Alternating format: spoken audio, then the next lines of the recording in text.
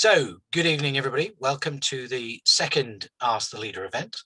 The first one almost a month ago, or it probably was a month ago, went very, very well. And I'm pleased to be back here again, taking questions from members of the public, both in person and online.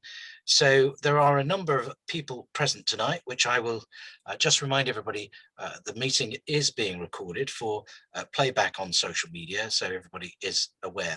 So in attendance tonight is Chris Jackson from Aragon, also Ken McCurlin from our communications team, and Karina Bonnet, who's in the leader's office and does support to me as leader of the council. So Ken, do you want to pose the first question, which I believe will be this time from Graham Harris?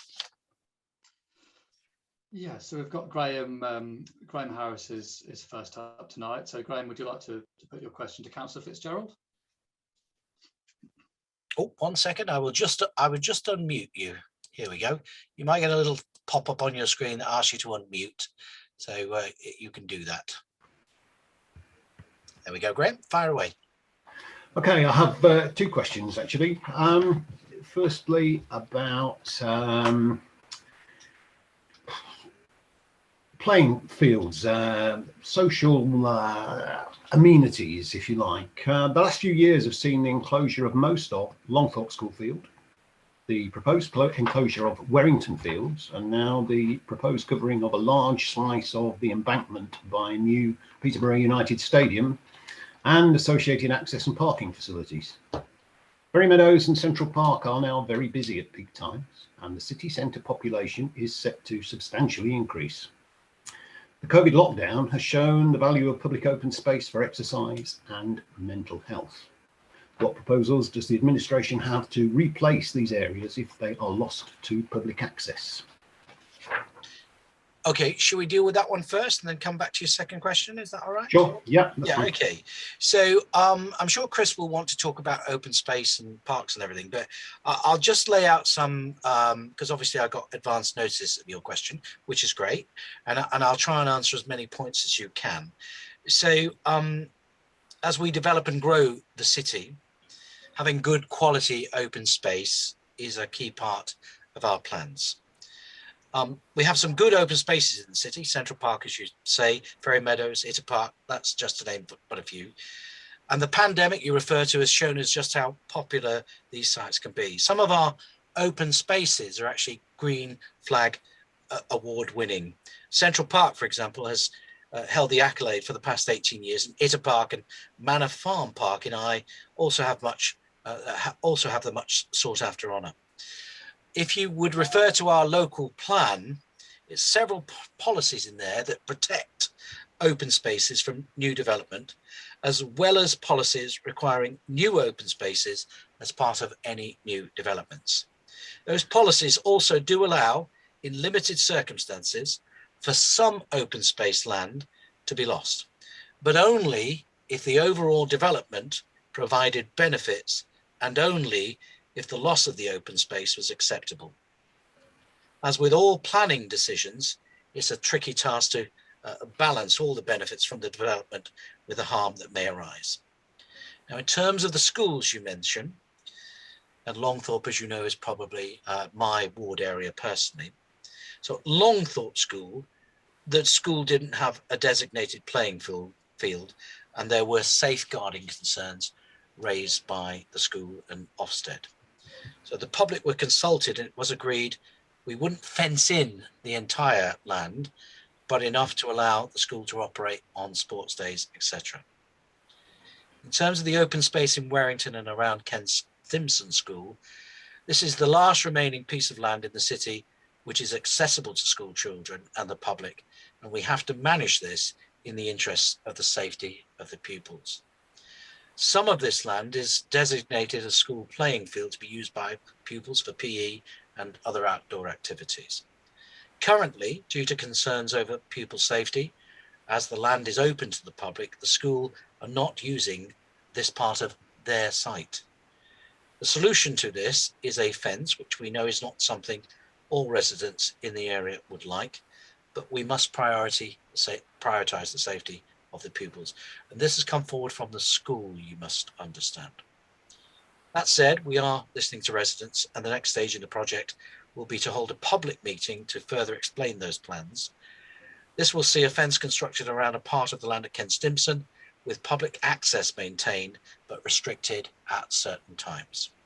The information on the public meeting will be published on the council's website and promoted via social media channels soon.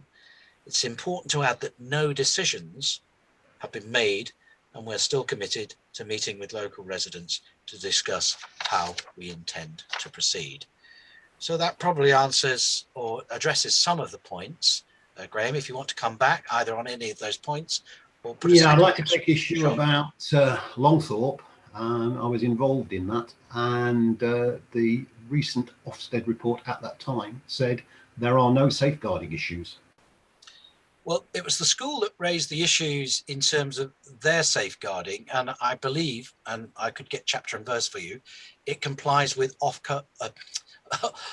Ofsted, nearly said Ofcom, Ofsted recommendations about what precautions that the school should take and put in place. You must remember that that fence, although it's some time ago now, was put in place at the request of the school, not the council, in light of their concerns over safeguarding, and it would follow Ofsted guidelines. Now, of course, that happened, and with all these things, and I was caught in the middle of it, as was Councillor Ayres. There are as many, in fact, I believe there were many more for it than against it. And those that live quite on the edge of it, understandably, were not happy because it had a detrimental impact to many that had to then have the fence that wasn't there. But in terms of the school representation, I think from other parents, and without knowing the exact numbers, I think they were more in favour of it from a parental point of view than were against it, as I recall at the time. Well, you will be aware that many of the parents, of course, don't live anywhere near the school. So sure, but no, I understand that entirely, but nonetheless, their children do attend the school, and the safeguarding issues are whilst they're there, not where they live, not where they're living. And of course, there have been many instances of, shall we say, unfortunate incidents at schools, as history has told us. So we would be negligent, as a authority, and so would the school governors be if they didn't take all necessary steps to address those things. And I think that's the same basis of where the other issue, the current issue, is coming from. It's because the schools see that as their legal responsibility to do all they must do. Whether the rights and wrongs of it, it is coming from a good place. But I do understand it is a difficult balance, and it's a tricky one. Okay, moving on then. Sure. Peterborough City Council has reportedly granted the very large sum of £4.7 million to Posh to enhance their training ground. Firstly, is that correct? That's not, I can't give you a figure, but I believe they benefited from some grant funding, which was part of an ongoing arrangement with the City Council and the sale of the land back to them. But I believe it is grant funding, not necessarily City Council funding per se. But I'd have to get you the facts and figures on that. That's not something that I have to hand tonight. But if you'll get a written answer on that in terms of exactly what the arrangements are, and Ken is making a note in order to do that. But it's to enhance their training academy, which is based at Longville School, although it's changed its name now, of course. But we perhaps are a little bit older, still know it as that. And I think it's a fantastic facility. It's but it's also not exclusively available for Posh. It is very much a community facility, and I'm pleased that they got planning permission recently to enhance those facilities. And the funding that they get, I think they've probably got funding from Sport England and others as well. And it may well be the town's fund, or it might be that it is some additional funding that was connected to the sale of the football ground back to them. But I will get you chapter and verse on that. I'll get one of the team to, they've got your email address and they can write to you about that. Okay, thank you.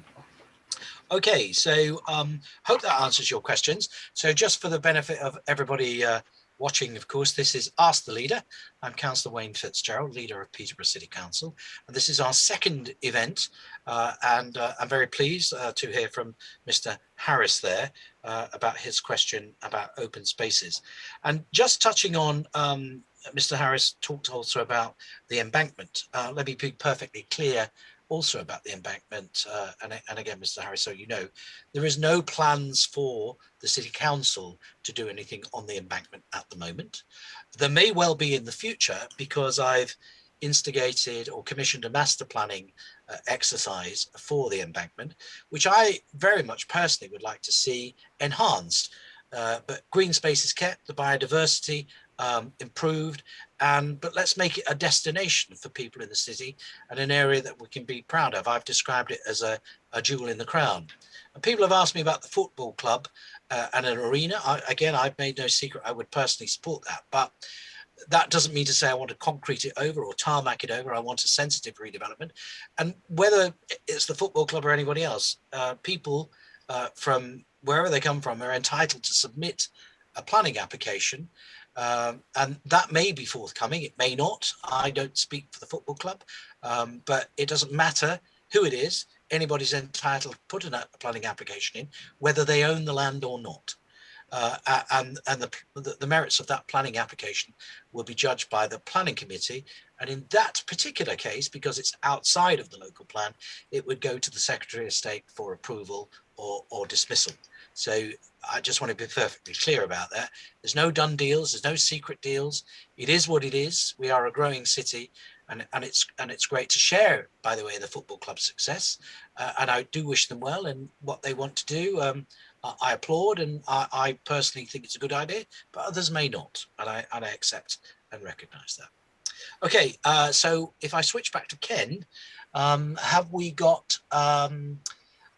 Well, we haven't got our first person. She's still not managed to join us, perhaps. So if we move to question number 3, then Ken, which was, if you want to pick it up there.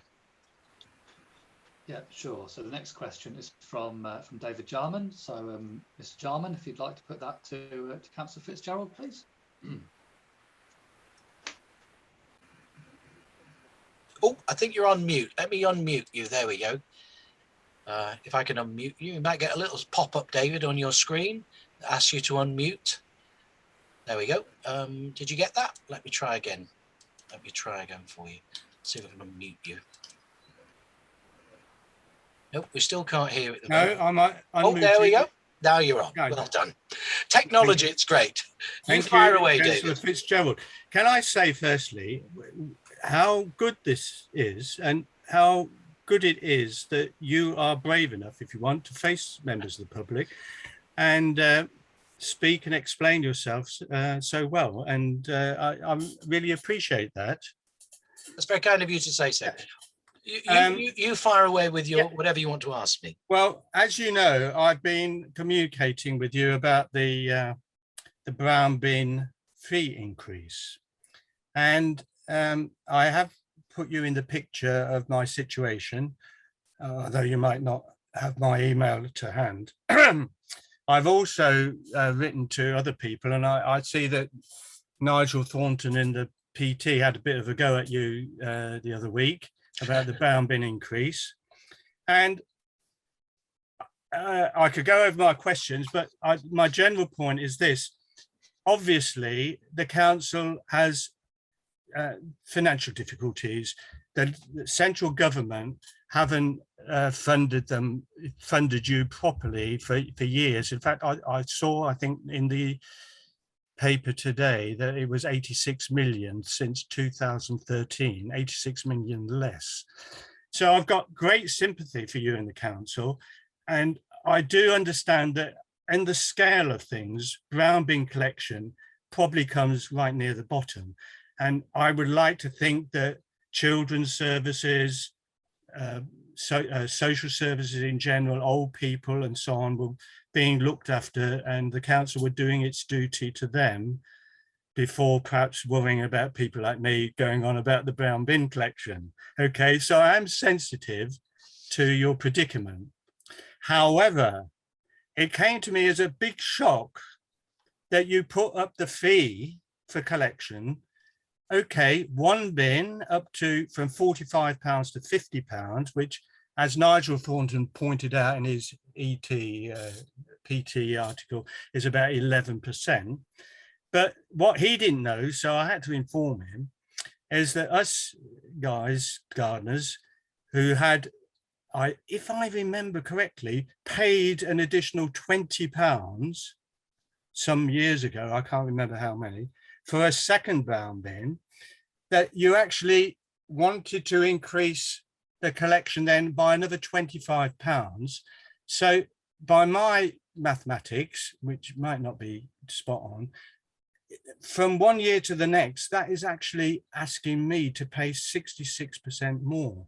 Now, really, that flabbergasted me, because I know everything's going up and we expect inflation to be 3%, and maybe we're paying 5% on this and 6% on that. But 66% actually is breathtaking. And I wonder how that figure came about. I really do. Now, I know that you need to replace your lorries, so you say. And obviously, I've mentioned the general funding cut. But I think you've made a big mistake here. People like me are keen gardeners. We're probably a bit elderly. And we naturally are perhaps, you know, quite conservative sorts of people. But to ask us to pay 66% more for a service is really difficult to take in. Okay.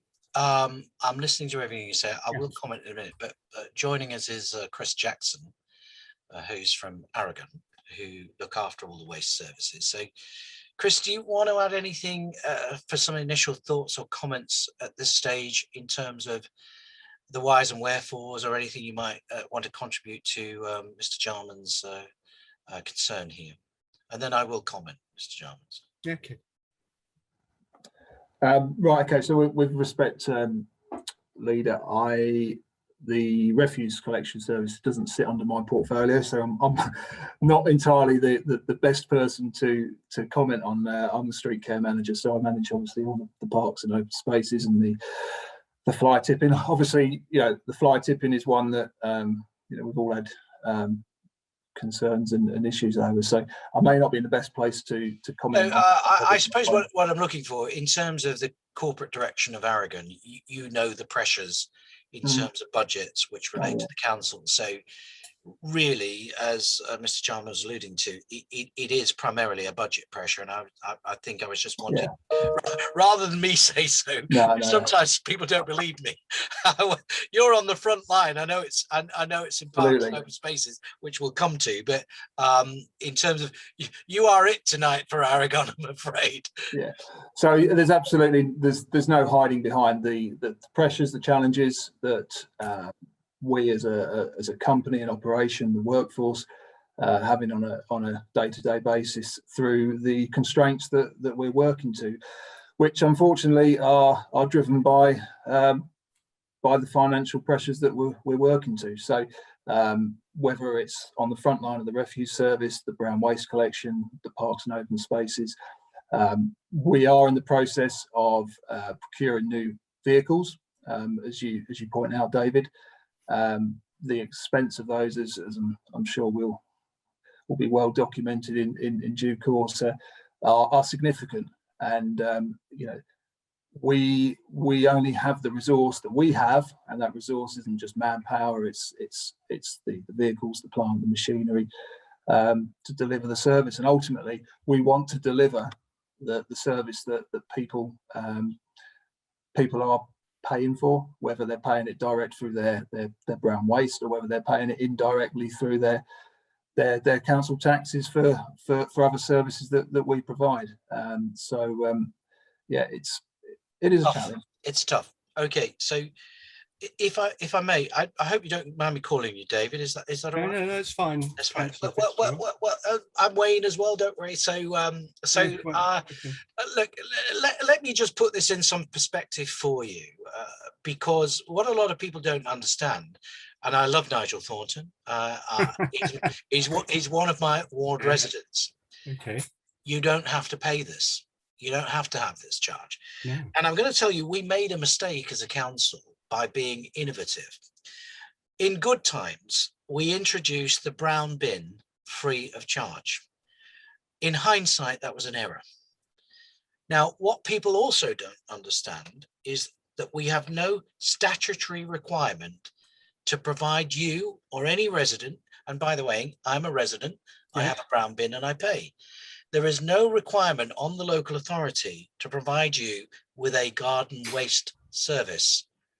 But what we did in order to be showing our green credentials and be seen to be doing the right thing, some years ago, we introduced the brown bins, which we gave away free. Same with the food caddies. There's a whole science to waste. We also gave for a time a second bin. As you know, you just paid £20. £25. And it was all great. But that was in the times of milk and honey. Those times have gone. And the mistake we made then, we were forced, in order to carry on with the service, to introduce the charge. Now, Nigel Thornton, either deliberately or otherwise, won't accept or just forgets that we don't have to provide a brown bin service. But as I said, we're doing it for the right reasons. But unfortunately, as you know, and it's been well documented, our budgets have been squeezed so tightly because of austerity. You know, we can blame successive governments, previous governments, but we are where we are. And it is unfortunate that we had to do that, because it caused some resentment when we then introduced the charge after providing it for free. So successively since then, the charge has increased incrementally. But let me just give you some of the stats that have been provided by me. So our budget has, provided to me, I should say. Our budget has been reduced by over 70%. And this is the amount of money we get from government. And that's close on to £60 million rounded up. While a rapidly increasing population in Peterborough means we have less to provide services with, but yet for more people, 202,000 people. And you know, I'm so grateful about the people who want to come and live, work, raise a family, start a business here. It's absolutely fantastic that we've got a great city we live in that's multicultural, diverse, and it's no accident, I said it before, that Peterborough's in the top 5 fastest growing cities in the country. But we do and must take difficult decisions all the time, and decisions that I know will be unpopular with people like yourself, because look, the party I represent, we're a party of low tax. So, you know, whenever we introduce new charges, indirect taxation, whatever it is, it's always regrettable. But that bin service costs roughly circa £1 million. Now, and I've challenged opposition parties and others, find me £1 million somewhere else. But you're right. Do we take it out of children's services? Do we take it out of older people's services? And you said yourself, you understand, we have to prioritize, because it would be easy for me to say as the leader, we're stopping it. We're no longer doing it. Don't pay it. You don't want it. Don't do it. So let's not, you know, let's not have all this grief about brown bins. But again, we're trying to do the right thing in recycling. So the decision to increase the brown bin collection fees was based on all that I've said to you, but also increasing costs of waste collection itself, bearing in mind we don't have to do it. And also, it should be noted that we hadn't increased those fees in recent times. You spoke about the new vehicles we have to provide in our refuse fleet, and I know I wrote to you about that. I mean, we are, you know, sticky tape and plaster in some cases to keep these things on the road, which in turn makes them unreliable, which, you know, it's not a good service for residents, but all that has to be paid for so we can maintain these services for residents. So the new annual charge proposed at £50 is just an increase of £5. It's £2.8 a collection. Again, it's not gone up for some time. Any subsequent brown bins will have an annual charge of £25, and that indeed is new. That's a change of position, but it's reflected, and it's £1 for a collection. It's reflected in our budget state of where the council finds itself. And we don't make money from it. We probably, I think overall, probably lose a little bit of money. But it is a case of asking people to pay towards the cost of running the service. The other alternative, by the way, is to ask everybody to pay more in council tax, which is something we want to avoid, because that would be unfair, because many people don't have a brown bin, many people don't have gardens. So people who use the service are the ones that's paying for it. So I hope that gives some rationale and explanation. And I would rather not increase the charges.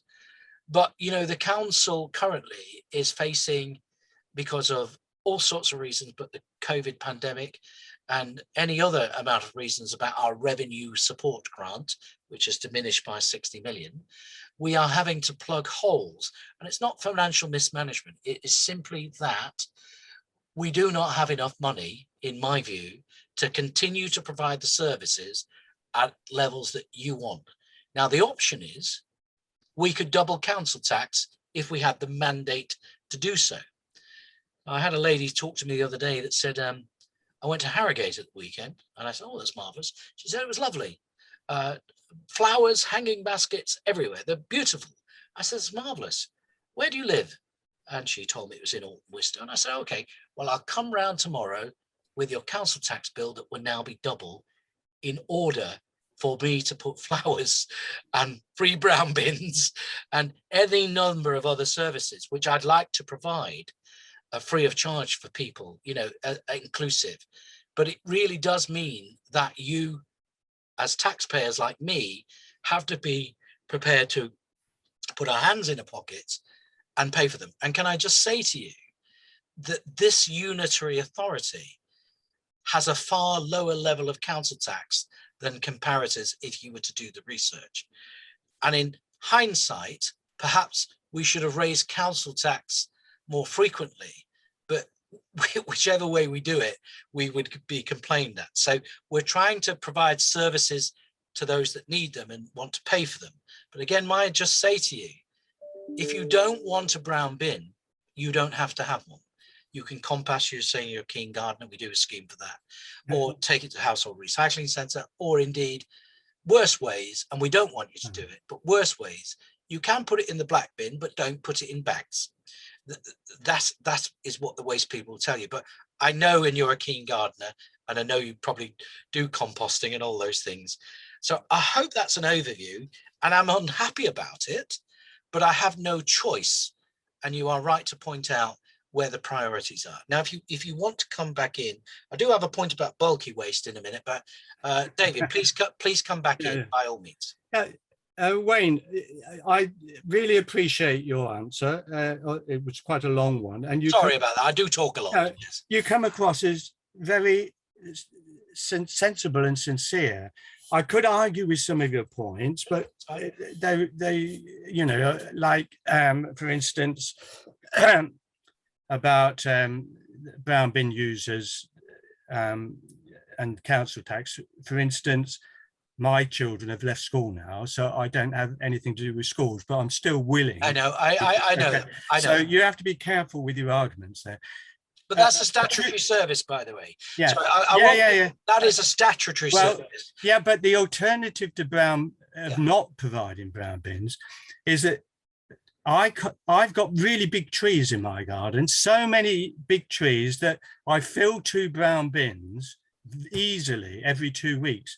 And I compost some, but I'm loath to burn and have a bonfire because, of course, I'm thinking of the neighbours. Yeah. And obviously, going around, sometimes I go on my bicycle and I see stuff dumped all the time, and that's so bad, and so on. And, you know, you mentioned bulky waste, and you said that if I remember, that you've actually you're not charging for bulky waste now, whereas you charged, I remember paying £20 or something when I needed something taken away. But I think so I really do appreciate what you said. I think you come across as really sincere and genuine. I really do. But if anything, I would go on the fact that this second brown bin should not be charged at £25. And I think, and Chris Jackson there might have some thoughts on this, I'm thinking that when I learned A-level economics, it was, if you put the price of something up, especially by so much, then the demand will plummet. And I can't honestly see that putting up the second brown bin, £25, is going to do anybody any favours. The actual marginal cost of collecting my second bin is very, very small. I just watched it being collected last week. The lorry and the operative are there. They take my first bin. To actually take the second bin is another 20 seconds of their time.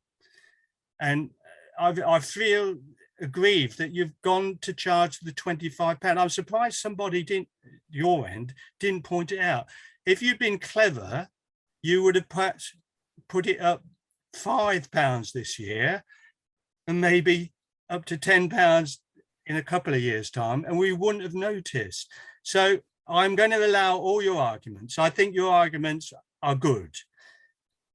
And I don't think we're going to get any further, but I really think that the second brown bin being as expensive as £25 is a big mistake. Okay. So I'll stop there. One factor you're missing in your remarks is the cost of treating the additional tonnage. Oh, okay. Okay, so it's not just about picking up the bin and the men putting it on the lorry, but what I promise I will get for you from one of the waste officers is the rationale for the extra £25. Okay. But I would just say to you, one of the things not included, as I said, is the treatment of the additional waste, which has increased in the service that we've been providing. But I will get you a little bit more detail about the rationale behind why it was £25, and I'll ask somebody to drop you a line on that, if that's okay. I honestly think that people are going to drop out of the second bin collection, and I can't see as you'll be any better off, you know. Well, there are a number of implications and risks and checks and balances, as I said, and it is one of those things where, you know, the decisions that we have to make as a cabinet and the council, trust me, are not easy decisions. I understand that. You know, as I think I said to you genuinely, I'd like to provide, you know, more things, you know, and increase the services and the level of service. You know, we could talk about grass cutting, why it is only, you know, X times a year, and I'd like to do it more. But then on the other hand, I've got other people saying don't cut it as often because of the biodiversity issues, and leave it longer, and, you know, so all these things have to be balanced, and it is difficult trying to please everybody all at once. So, but I hope you take some comfort from what I've said. And, you know, the council is not making money out of this service.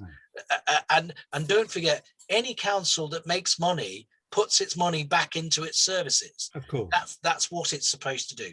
So look, thank you both. Please stay on the line by all means. But I would just remind everybody that this is Ask the Leader, and I'm Wayne Fitzgerald, leader of Peterborough City Council. And if you'd like to take part in the next event, which will be towards the end of the month, well, all you have to do is email Ask the Leader. It's the 31st of August, by the way, asktheleader@peterborough.gov.uk, and we can get your points and comments direct to me, and indeed other cabinet members where appropriate, and officers. I don't think we have Claire Lamb on Zoom, so what we'll do, which is why Chris was actually here, although he got an unexpected input to David's point. So Ken, why don't we just go back to that and just ask the question anyway, so at least it's been asked, and I can try and answer that, or Chris can as well. So why don't we just ask the question and take it as read? Yeah.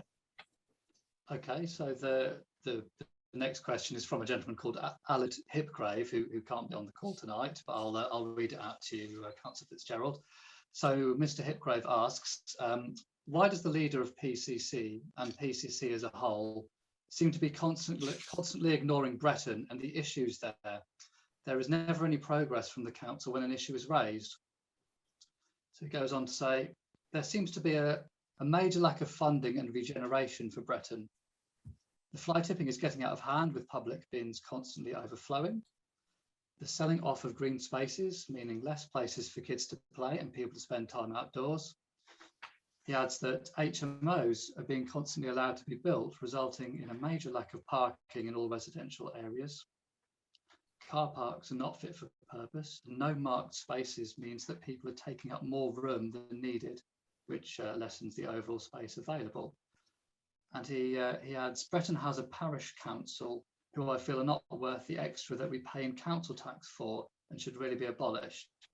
And he ends by saying, I would like to see more put into Bretton from PCC as a whole.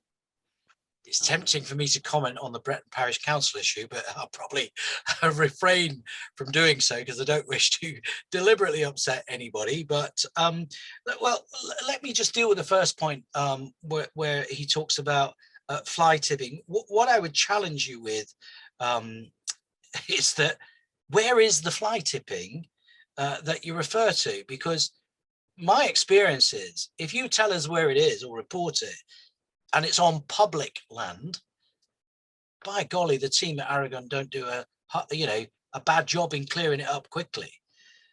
But I must remind him that actually it's not the council that fly tip. It's your neighbours, your friends, your neighbours, people you know, members of the public that fly tip, and it's a small number of residents really. You know, so the council get a lot of stick about fly tipping, but you know, the team do a great job in clearing it up. And I'm trying to clamp down in any number of ways by making it easier for people to dispose of their waste. It was an election pledge from me that we would introduce free bulky waste again, and we're making good on that. It's just taking time to implement the software and the systems and get that up and running so that we can say to people that you shouldn't have a problem with getting rid of your waste.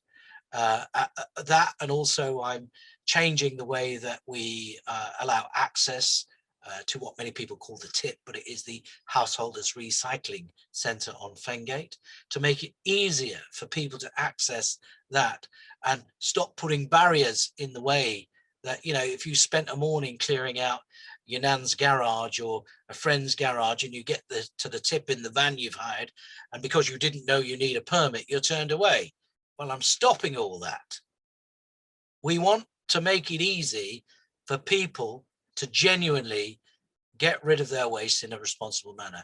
And as a council, we should make it easy for people to do so. But we should also be mindful of people abusing or misusing the system. But, you know, let's not be suspicious about everybody. Let's try and make it easy for people to be able to dispose of particularly bulky waste. And also he talks about bins. Well, tell us again where they're overflowing, you know, and the team will look at that, they'll get them emptied. But, you know, it is a thankless task, and it never ends. And I don't agree with the comments about investment. There has been investment in Bretton just this year and in recent years, and I can tell you about some of that investment if I may. So just over £5 million is being invested into Heltwaite Special Educational Needs School in Bretton, if you're familiar. That investment includes the purchase of the Silver Jubilee pub site in Bretton, where a purpose-built early years campus of the school will be provided.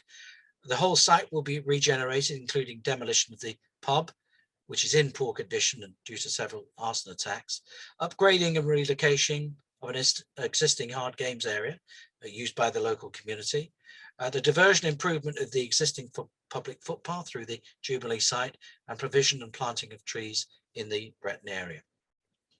Bretton Water Park has just had a £35,000 improvement investment, and I should know all about it because it was me that got it built originally when I was a councillor in Bretton at some £350,000 not that long ago, and it's one of the most popular attractions in the city. There is investment in the Cresset and that area, where I've been a board member of the Cresset for many years. The whole of the Bretton Centre, you will recall, was renovated and redeveloped. It looks much better than it used to. We've transferred ownership of the community centre in South Bretton over to the community so that it can keep running. That's at a time when many councils have closed their community centres. We're investing in Bretton Park over £100,000 this year to improve surfacing, play equipment and landscaping. As I said, we just upgraded the water park. There's a new outdoor table tennis table, and we're looking to install a new basketball court to replace the one removed from the school extension works. We're also looking at the possibility of further cycle racks in the park and marking out an athletics track on the grass. In South Bretton, we're pricing up further capital investment to refurbish play areas there. There's £300,000 spent recently on the park in terms of overall improvements in the last decade. The rugby club, which is a great asset, they're working to invest in sports facilities for the community. I know some people may not agree with that, but I know they're doing it with good intention to provide a safe environment and improve the sporting facilities. Me personally, I'd like to see the sports pavilion there in the park knocked down and rebuilt. So let's try and work on that as an ambition to provide better facilities to all. So I don't agree that there's no investment in Bretton, but we must live within our means. If I come back to the fact that we've lost 60 million, and people mustn't mix up revenue and capital.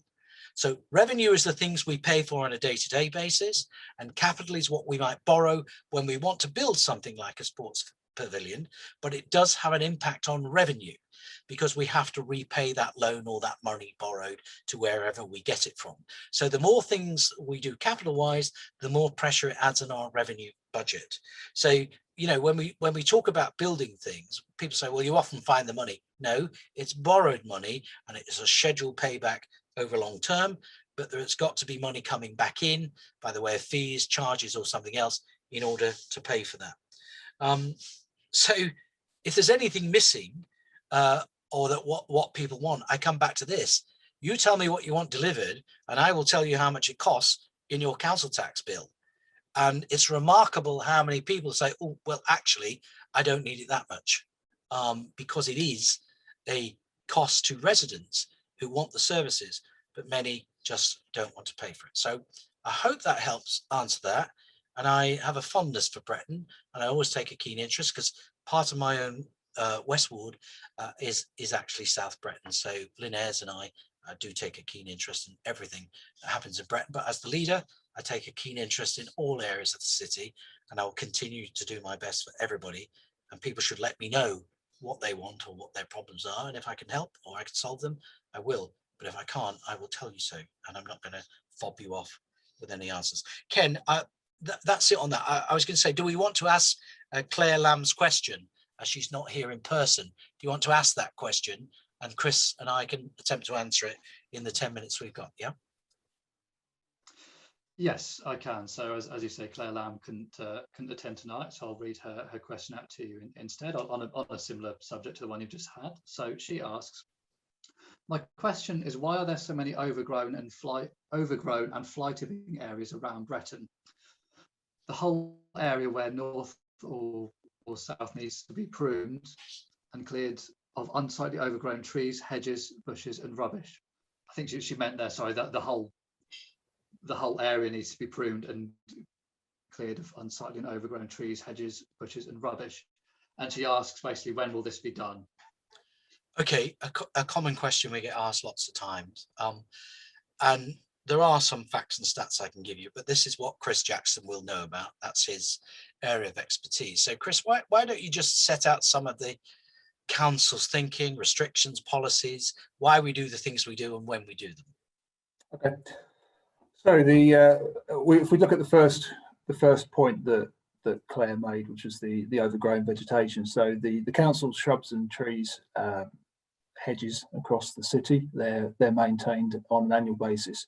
Citywide, we've got pretty much nearly 750,000 square metres of shrubs and hedges, which is a vast amount. So we undertake our winter cutback during the months of October and February, where our teams move through all the areas, and if you've seen them, you'll hear them because they come through in great swathes, and we cut all the shrubs and the hedges. The Breton area in particular this year will be cut as it has done for the last sort of 5 or 6 years around the October time. It takes us about 3 weeks to get through Breton itself, and it's approximately 30 people on a 3-week schedule we have in there. So big piece of work, and as the leader points out, it's a costly exercise. So we do 1 annual cut per year.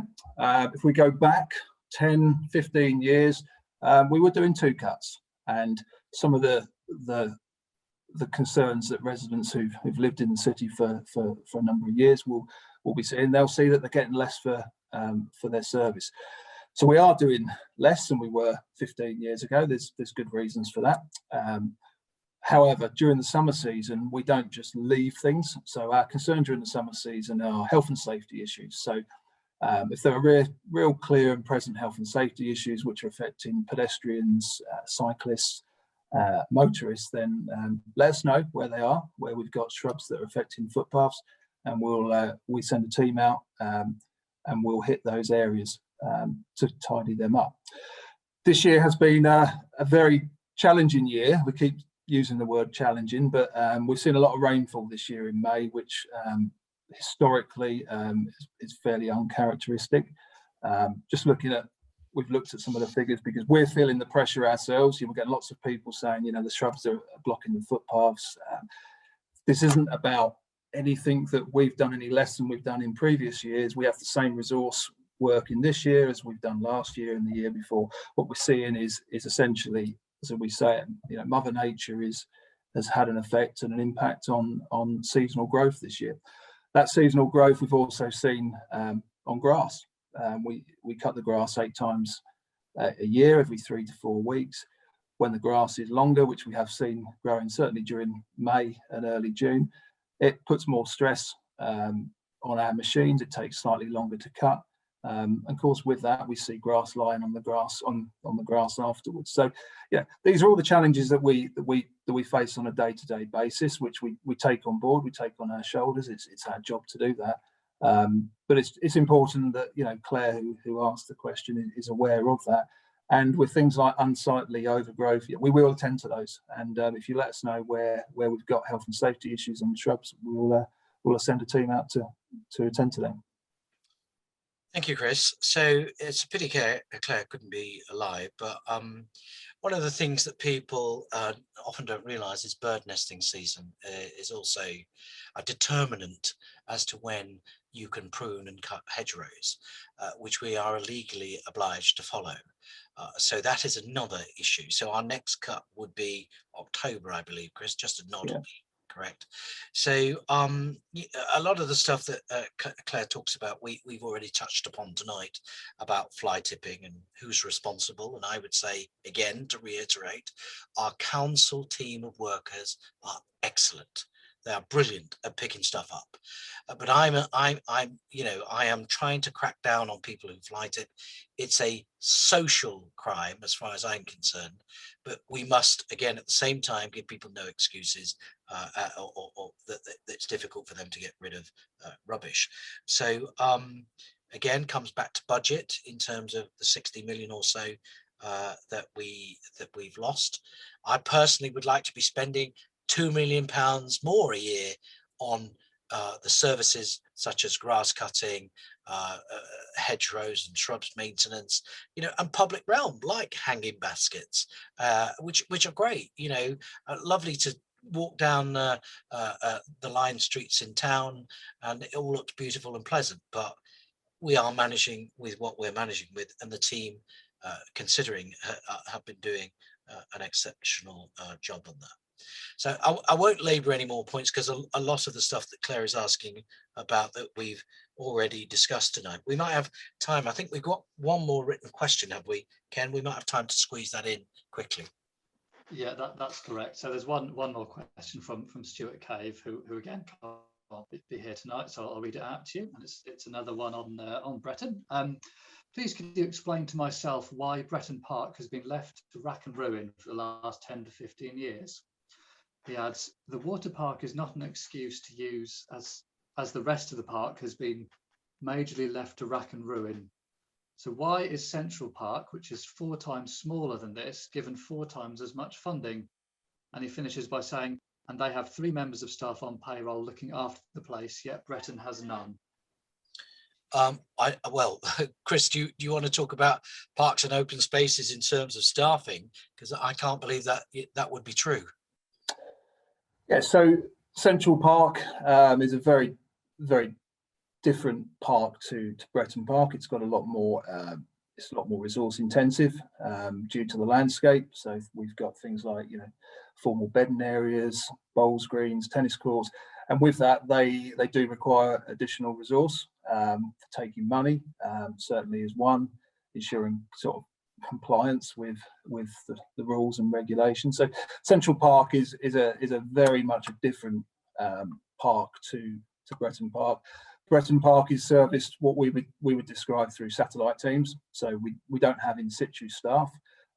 So teams with specific skills and expertise and machinery come in at various times during the working week to undertake specific tasks. It's a more efficient way to operate the service, rather than having in situ staff that, and having machines stood around not being fully utilised. Whereas Central Park, the intensiveness of the landscape requirements are very much different. Anybody that's visited the various parks around the city can see the difference. There is a green flag awarded, Central Park and other areas. They're more formal, traditional parks where, it wouldn't be wrong of me to say I wouldn't consider that Bretton Park is a traditional park. It's a great place, having spent much time there, but it doesn't have that same intensity. And whilst there, Chris talks about satellite teams, it still gets attention when needed. And again, things have had to be pared back in all our services, and parks and open spaces is actually no different. And it's never had full-time staff based there. In terms of, there used to be a lensman that had his hut there, and we previously used the compound as a sub depot for storing items, but never had people based and working solely in Bretton. However, as I alluded to earlier, the parks project this year is investing over £100,000 into the Bretton Park area to improve surfacing, play equipment and landscaping. So again, another point I may have referred to earlier, but it is a specific investment into the Bretton area. So I hope Mr. Cave will take some comfort in the fact that we are investing into Bretton, as we're trying to do in all other areas of the city, but it is difficult, it's challenging, and we will continue to spread the resources around as best we can. So may I thank David and Graham for coming on tonight, and thanks for sticking with it. It's pleasing that you had the courage to keep going, and I hope we answered most of your points in a satisfactory way. And I just want to say to everybody else, it is Ask the Leader, and I genuinely say, if you want to ask me or anything, and I don't know all the answers, trust me, but I've got a team of people, whether they're either officers or cabinet colleagues, that work hard to keep providing services for the city, and they will be on hand and offer advice and information. So I would encourage people to join in the next Ask the Leader event, which, as I say, is on Tuesday, the 31st of August. And all you need to do is just email askthelleader@peterborough.gov.uk. But for now, thanks to you all for your time. And until the next time, I'll bid you a good night.